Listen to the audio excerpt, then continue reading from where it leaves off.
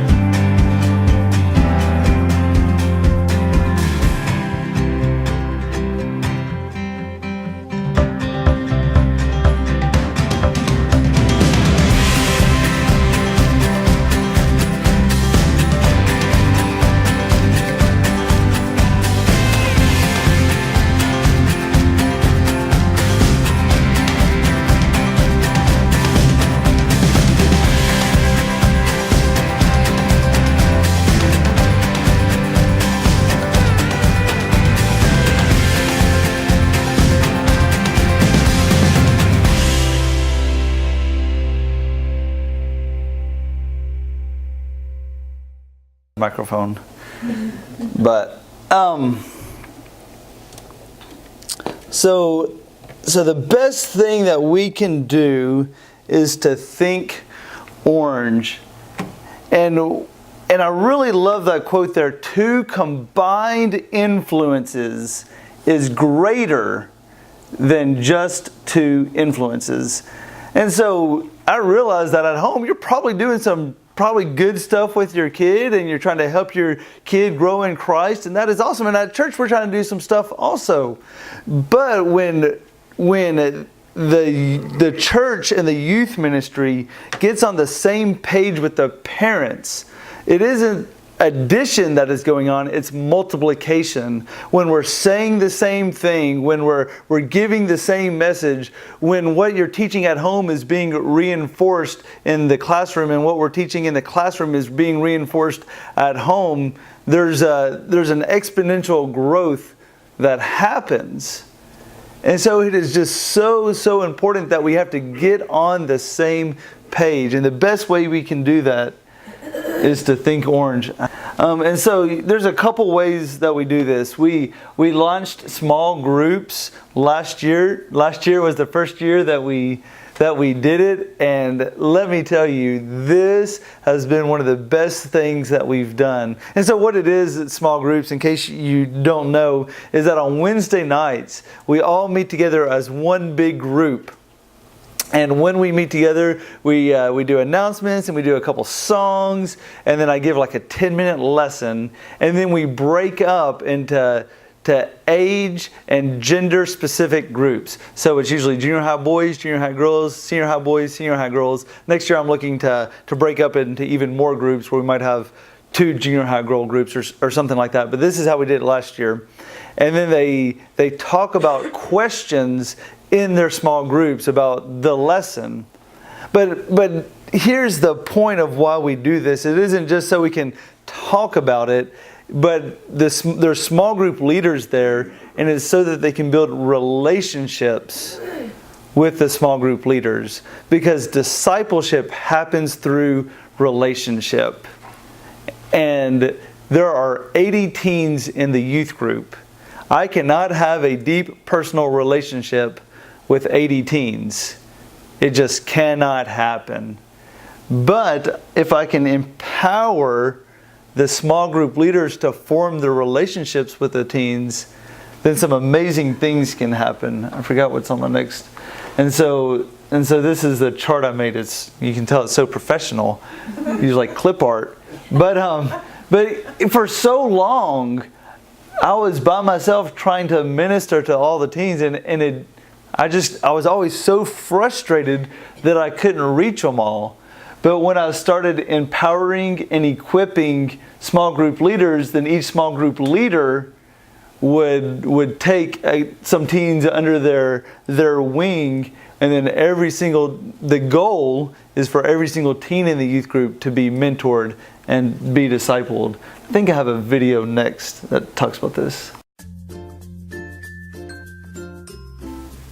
There's one young guy in our group that, through the setting of small groups, has really been able to talk about things that he may struggle with, maybe in the personal life, and where he just really didn't feel like he had a platform to share it with, and kind of felt alone when trying to deal with it, and being in a small group setting and hearing others like him struggle with things. It really made him feel more comfortable with sharing that, and being able to feel like others share the same problem or similar problems, and feel more at home. Sunday, I was sitting next to a girl in the larger teen group when everybody was in there, and she was too shy to speak up in front of the group, so she kind of whispered me her comment, and then I made her comment for her. Whereas when we switched to the smaller group setting on Wednesday nights, she would speak up and be involved in discussions, and so it was really encouraging. I also heard of a parent came to me and said, before we started doing these small groups, my daughter wouldn't be really motivated to come on Wednesday nights. After school, she'd be just so tired. But now at 6 o'clock, she's the first one ready, and she's excited and really looking forward to going to church. And so that's really neat to see what an impact the small groups have been on her life, and being able to really take part in the discussions. And so it's been a really big blessing to a lot of the teens. I can think of talking about small groups is we had this one guy in our group that was just really upset. We had a lot of loss throughout this semester in our church and in the community, and he had these questions he didn't understand, and it was almost an anger of I don't get why this stuff's happening. And instead of that going silent, he's able to, in a small, safe group setting, be able to say, hey, I'm really struggling with this, I'm really upset. And we as leaders are allowed to, and we are able to comfort him, tell him those feelings are okay, and then also be able to guide him to a more positive outlook and a positive source to deal with those feelings instead of letting them just stay inside. I was sitting in class one day with the junior high group. It was a rather large group, and at the end of the class, one of the boys was encouraged to pray by some of the other guys, and he was absolutely against it. So I talked to him about it that day after class, and I asked him why he wouldn't be willing to pray, and he said that he didn't know what to say. So I shared with him what kind of things that he could think about and share in the prayer. And the next Wednesday night, we had our small group. And at that small group, I asked him to pray. And amazingly, this quiet kid who never says a word anywhere said the prayer at the end of class, and successfully. Been such a huge blessing to the youth ministry. The things that I've seen happen over the past 9 months in small groups are things that I haven't seen happen for the past 7 years in doing youth ministry and doing class the way we used to do it. I see teens opening up and sharing things that they never had shared in the past. I see walls being broken down. I see teens growing up and leading because they have formed a small community of friends that they feel comfortable with. And when we're in a group of 60 or 70 people on Wednesday night, it feels really intimidating to speak up or to lead a prayer or to share a thought or to share what you're struggling with. But when you're in a group of 10 or 15 people that you've been with for the past 7 or 8 or 9 months, and you get really comfortable with them, and you have adults who are showing up week in and week out and who are pouring into your lives and who are texting you on the weekend and who are showing up to your ball games, and it becomes so easy and natural to break out of your shell, to do things that you haven't done before. And this is exactly what small groups have done for us. And I have been so thankful for our small group leaders and for our small groups. I hear stories week in and week out of teens doing things that they haven't done before, of changes being made in teens' lives because of our small groups and our small group leaders. It has been such a huge blessing to our youth ministry.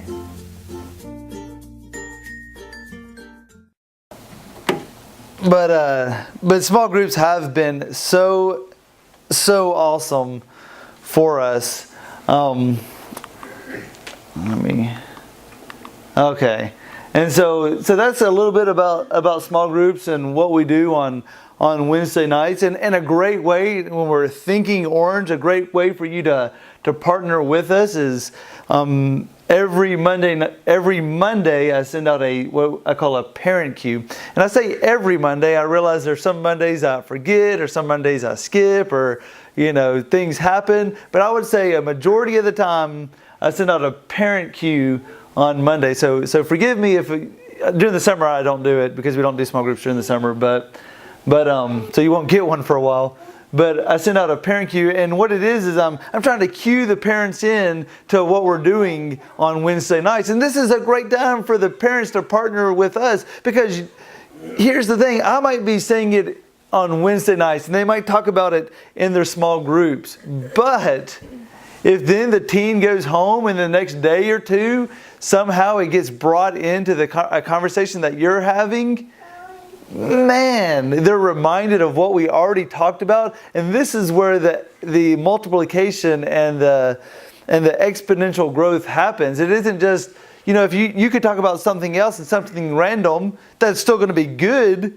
But when we're reinforcing what each of us are saying, that's when, great things happen. And that's a great partnership. I can think of another time I sent out a parent cue talking about what we're talking about, and I had a parent email me back and say, I am so glad you're talking about this topic.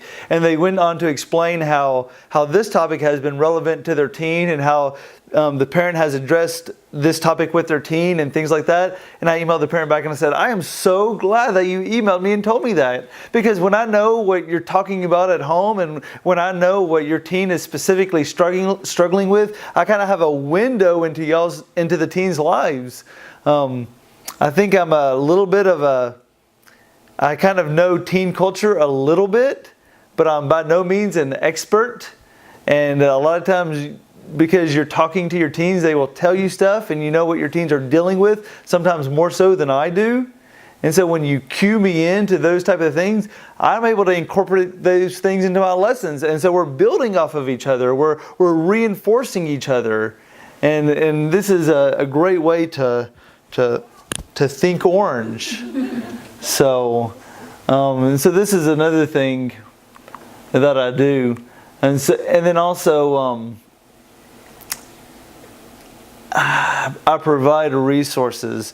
And this is something I'm working on right now. This is something brand new, and I'm super excited about it.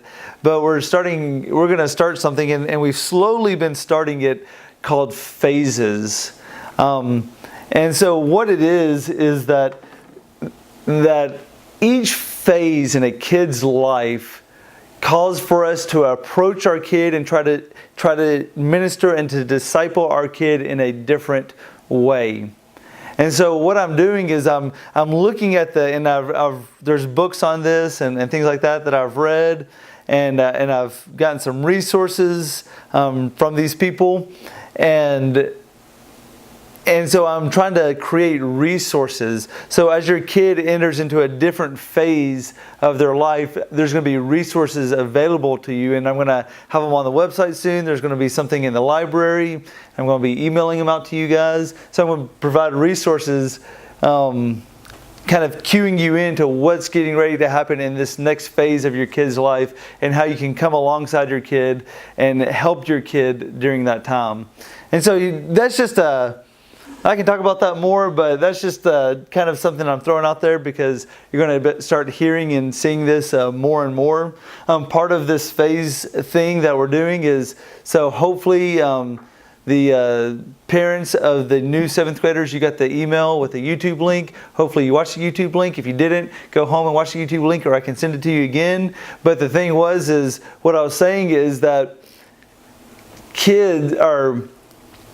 So many other cultures have rites of passage where they say, now you are becoming an adult. Now you are entering into a new phase. You're no longer just a kid, but you're starting to grow up. You're not an adult yet, but you've started the process. You're starting to own your own faith.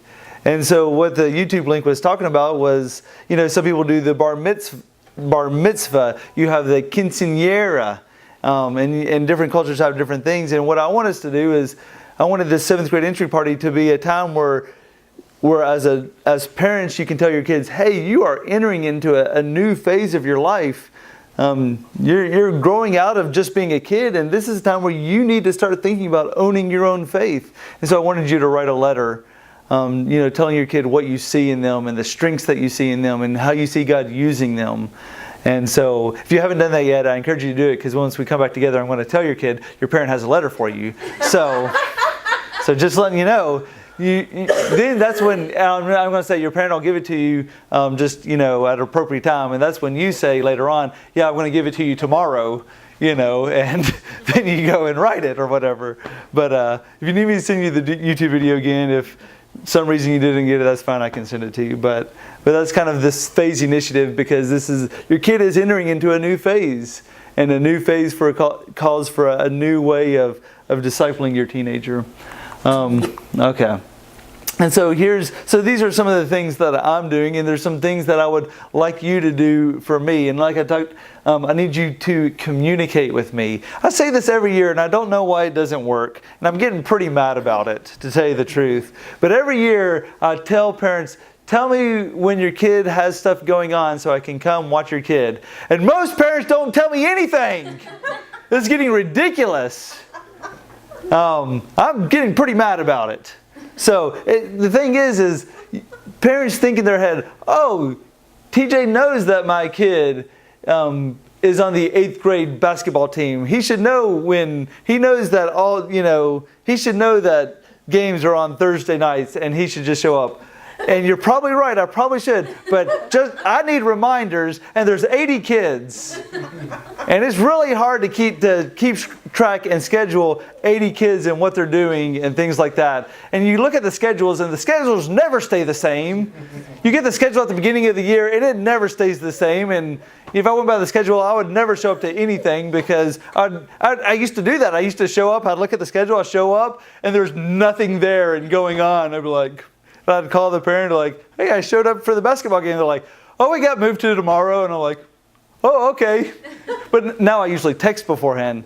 And I confirm everything. But please tell me when your kid is doing stuff. I will I may not show up, but I will try to show up if I can. I mean, I truly, I break down my week and how I like to spend my time. And I set aside time. Part of my job is to show up and to let your kid know, like, hey, I care about what you're doing, and I care what's going on in your life. And I don't just care about you when you come to the church, but I care about you when you're playing basketball, or when you're playing the tuba, or when you're doing your first note, or whatever it is. And don't expect, and some other parent will tell them, because that's what every parent thinks, and then nobody tells me. So anyways, communicate me about what your teen's doing, because I want to support them.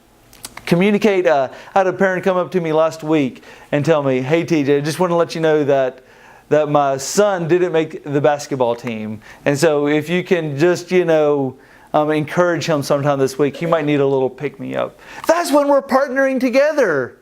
That's when, the kid is vulnerable. Kids, they wrap their identity up in sports or in social media or in all these external things, which is wrong, but they do anyways. And so when something happens like that, they just broke up with their girlfriend or their boyfriend. It's so good when I can know, because then I don't come alongside and say, hey, I heard you got dumped, but I can come and I can give it a little extra encouragement.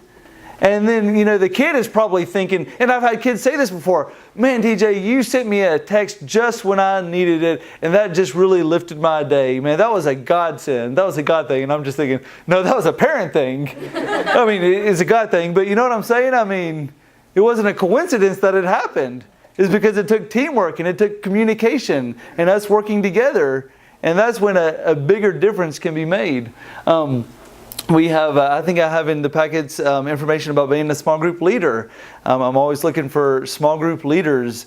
And that's something we can talk about later. Not everybody, some people might think they want to be a small group leader, but it's different than being a teacher on Sunday morning. It's different from leading an agape group on Sunday night with the church. It's its own little thing. So that's something that it's a lot different than those things. But I need small group leaders, and if you're interested, that's a conversation that we can have, and things like that.